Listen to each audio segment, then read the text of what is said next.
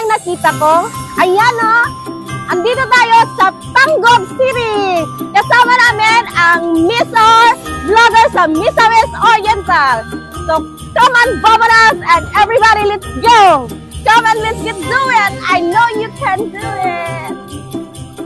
Hello, I'm Pulse Explorer gikan sa Cagayan de Oro City, Misamis Oriental Vloggers. Then nami diri aron mag-explore sa inyong Tanggob ug unsay inyong ikapasigarbo diri sa Tanggob City. Actually, nindot jud kayo ang mga lights, no? Actually, daghan jud kayo nilaag diri. Kung ganahan mo ari na gyud diri kay kaning Tanggob. This is the light of all. Well, this is the light of all. Lagi grabe kayo. Daghan kayo mga kuano ng mga lights nga kayo as in maunang ari na.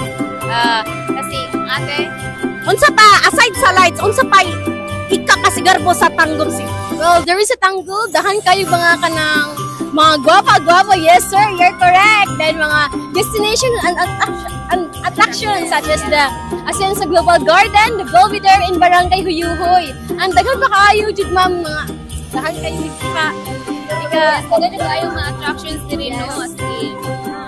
So, invite na to ang tanan para sa tanan nga gusto mo anhi sa Tanggob City. So karon actually dagang mga free rides diri nindot kayo ang mga kuan apay mga pagkaon, mga souvenirs and all.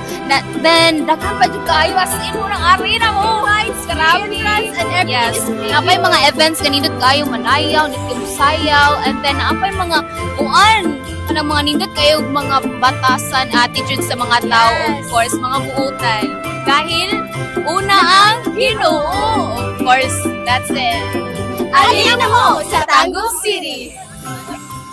Tanggob City, Christmas symbol capital of the Philippines, is a third-class component city in the province of Misamis Occidental.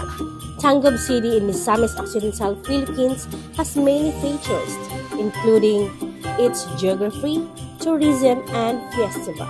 Tanggob City has many tourist attractions, including Huyuhoy Highland Stone Chapel, Asenso Global Gardens and View Deck, Memorial Hills, festivals, cleanliness, and health facilities.